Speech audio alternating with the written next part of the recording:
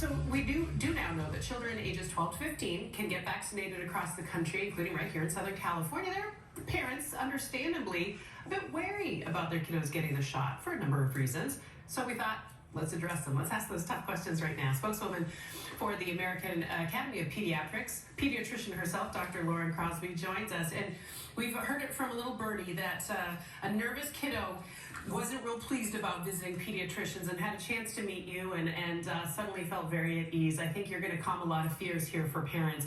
You're getting a lot of calls to your practice, I bet, Dr. Crosby, aren't you? A lot. Yeah. Okay, so I guess right off the bat, are you telling people, yes, get your kiddos vaccinated? You don't have concerns about children getting the vaccination? Correct. I mean, this is really, really exciting news. It's the best way to protect kids and teens from COVID-19. So we pediatricians want to be able to get those kids back to their activities that are important for their health and their development and get them back to normal. It's been really, really rough on kids, especially the teens. And you know, though fewer kids suffered like adults did with the severe disease, it's still not benign in kids. Almost 4 million kids were infected with the virus, and those are the ones we know about. 14,000 were hospitalized, nearly 300 died. And you know, there's that complication that's a severe complication called MIS-C, which is an inflammatory syndrome, and 36 kids died from that, and it's very serious. It is very serious. Yeah. Okay, let me play devil's advocate, but Doc, we don't know if it's safe. They haven't had a chance to test this properly like they have other drugs. Do you still think it's safe enough for my kiddo? Oh yeah, definitely. I mean, the efficacy is 100% in kids. They did have significant numbers, enough to say that it's safe. Vaccines for 12-year-olds that we give every day are the same as adult dose 2. And this is the Pfizer one. There have been millions and millions of doses already given.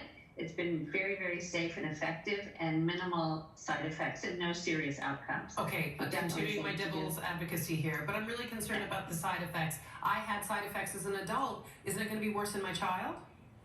It's actually not been worse in the kids. We haven't seen that at all. They're similar or less. A lot of them are less. And they're also just so excited to actually get it so they can get out and go to summer camp and see their friends, go to school, that it's better than getting COVID. And the vaccine itself actually provides better immunity than getting COVID. Now, just sort of technically speaking, is it the same mechanism as it is for adults? They go for the first shot, followed by 3 weeks or so later, they get the second shot. Is that the plan?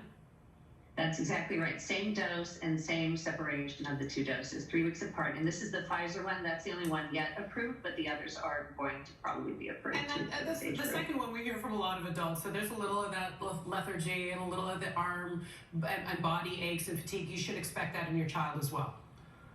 Yes, I mean, I've heard both. I mean, we've had patients who've gotten it who are, 16, 18, 20, and they all say, I was a little tired, I had a headache, maybe some chills, fever, fatigue, sore arm, lasts 1 to 2 days and then resolves.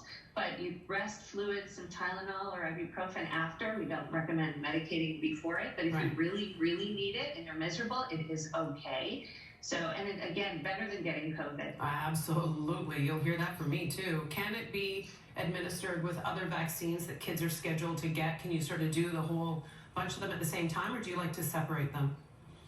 Well, so initially we weren't sure. So out of an abundance of caution, we said it should be separated from other vaccines by 2 weeks, either before or after. But the recommendation recently changed that it can be given actually at the same time as other vaccines, so co-administered on the same day without waiting the 2 weeks before or after, and also even within a few days, because it's better to make sure that kids don't skip vaccines. And also it's a reminder, just in general, make your yearly checkup. We don't want the pandemic leaving the door open for deadly diseases, meningitis, measles, tetanus, whooping cough. So get the shots up to date, all of them. Yep, we're out there in the world. That includes going back to see folks like Dr. Crosby to make sure your kids are up on their immunization records. Dr. Lauren Crosby, I get why little Gus enjoyed seeing you because you have a wonderful manner about you. Thanks for taking our questions, and hopefully this has alleviated some of the fears of the parents that are just on the fence a little bit. Thank you.